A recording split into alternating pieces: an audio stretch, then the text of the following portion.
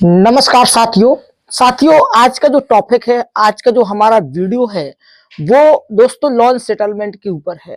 मेरे भाई, काफी लोग हमसे कॉन्टेक्ट हुए हैं और काफी लोग पूछ रहे हैं कि लोन सेटलमेंट जब हम करने जाते हैं तो क्या बैंक हमको कोई समय देती है या फिर इंस्टेंटली पैसा ले लेती है। सो दोस्तों, ये क्वेश्चन जो है ना बहुत ही इंपॉर्टेंट है, तो मैंने सोचा अपने सब्सक्राइबरों को बता दूं। देखो भाई, लोन हम जानबूझ के डिफॉल्ट नहीं करते और कई प्रकार के लोग हैं। कोई ऐसे हैं कि जानबूझ के डिफॉल्ट करते हैं लोन, और कई लोग ऐसे हैं जो जानबूझ के डिफॉल्ट नहीं करते हैं और वो मजबूरी में होता है। तो अब बात करते हैं कि यहाँ पर लोन सेटलमेंट की अगर हमारी बात आ जाती है तो लोन सेटलमेंट में कैसे कैसे ऑफर मिलते हैं और जो है लोन सेटलमेंट में कितना समय मिलता है। देखो, अगर किसी आपने थर्ड पार्टी ऐप से लोन लिया है, ठीक है, कोई थर्ड पार्टी कंपनी उससे आप लोन लिए हो, तो वो क्या है, वो कंपनी जो है ना आपको लोन सेटलमेंट पे ऑफर देती है, ऑनलाइन ही देती रहती है कि जैसे आपका लोन 20,000 का हुआ तो बोलेगी भाई 25-20,000 का लोन है, तो बोलेगी भाई आप 15 भर दो, आप 18 भर दो, ठीक है। वो ऑनलाइन ही आपका सेटलमेंट करते रहते हैं और अगर आपको जो ऑफर पसंद आ जाए, आप उतना पेमेंट भर के अपना लोन को क्लोज करवा सकते हैं। ये ऑनलाइन प्रक्रिया है, ठीक है। अब बात करते हैं बैंकों की, कि अगर बैंकों में आपका लोन चल रहा है और आप लोन सेटलमेंट करना चाहते हैं, लोन आपको नहीं भरा जा रहा है, तो इसमें बैंक क्या है, आपको दो प्रकार का ऑप्शन देता है। पहला ओटीएस, ठीक है, यानी वन टाइम सेटलमेंट, और दूसरा रेगुलर सेटलमेंट। अब इसमें कई प्रकार जो है ना बहुत सिस्टम अलग है।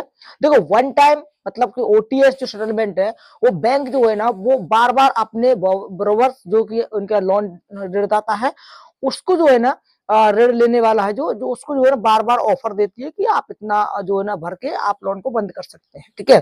तो ओटीएस है, जो ओटीएस में जो है ना 3 महीने तक का सेटलमेंट आपको ऑफर मिल जाता है, मतलब कि 3 महीने की किस्तें जो है ना आपको बन जाती हैं। लेकिन इसमें दोस्तों एक बात आपको ध्यान देने वाली बात ये है कि अगर आपने ओटीएस ले लिया, ठीक है, यानी वन टाइम सेटलमेंट ले लिया, तो फिर होगा क्या कि वन टाइम सेटलमेंट में मेरे भाई आपको 10% या फिर 12% के आसपास जो है ना बैंक को पहले देना पड़ता है।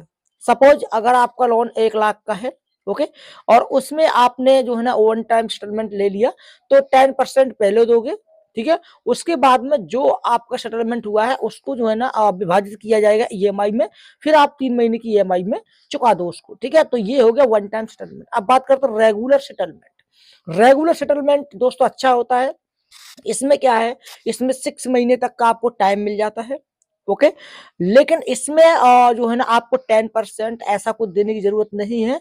रेगुलर सेटलमेंट में 30% 40% की आपको छूट भी मिल जाती है, ठीक है। वो छूट मिलने के बाद आप लोगों से फिर पैसा इकट्ठा लिया जाता है। 6 महीने का आप टाइम मांग लो, या फिर आप 5 महीने का मांग लो, या 3 महीने मांग लो। एग्जाम्पल समझा देता हूँ, जैसे मान के चलो आपका लोन 2 लाख रुपए का है, आपको रेगुलर सेटलमेंट करवाना है, तो इसमें होगा क्या कि 2 लाख पे आपका कितने परसेंट तक का बैंक जो है ना आपको सेटलमेंट का ऑफर दे देगी, 30% या फिर 50%, ठीक है। अगर आपको 50% में हुआ तो भैया 1 लाख आ गया, ठीक है। तो इस प्रकार से जैसे मान लो आपको 1 लाख हो गया, 2 लाख का 1 लाख हो गया, अब 1 लाख रुपए आप कितने महीने में दे पाओगे? 1 महीना, 2 महीने, 3 महीने, 4 महीने, 5 महीने, 6 महीना, ठीक है। ऑलमोस्ट 6 महीने तक ही समय लेता है। और आपका अगर 6 महीने तक का लोन है, तो आप मतलब 6 महीने का आपने टाइम ले लिया, 5 महीने का, तो जब आपका जो है सेटलमेंट का लेटर तैयार होता है, उस दिन से आपका कैलकुलेशन जुड़ेगा, ठीक है। और उस तारीख पे जुड़ेगा जब तक आपने मांगा है, और जो जो तारीख आपकी आई है उस तारीख को पूरा पैसा लेकर के आपको बैंक में देना होगा। तो ये आपका सेटलमेंट रेगुलर सेटलमेंट हो जाता है। तो मेरे हिसाब से दोस्तों, अगर आप रेगुलर सेटलमेंट लेते हैं तो काफी अच्छा है। बाकी वन टाइम सेटलमेंट में तो भैया ईएमआई भी देनी पड़ेगी और साथ में 10% पहले भी देना पड़ेगा, ठीक है। सो ये काफी अच्छा रकम है, लेकिन रेगुलर सेटलमेंट अच्छा है। अब बात करते हैं कि अगर हम 1 साल का समय लेना चाहें तो क्यों नहीं मिल सकता। देखो भाई, इसमें ऐसा होता है कि एनपीए अकाउंट बहुत सारे बैंक में होता है, तो बैंक का रेशियो गिरता है, ठीक है। रेशियो गिरता है तो बैंक ये चाहती है कि जल्दी से जल्दी जितने हो सके हम एनपीए अकाउंट को बाहर निकाल लें, ताकि हमारा रेशियो बढ़े और हमारा बैंक जो है ना नंबर 1 पे रहे, ठीक है। इस प्रकार से इसलिए बैंक ज्यादा समय आपको नहीं देता लोन सेटलमेंट पे।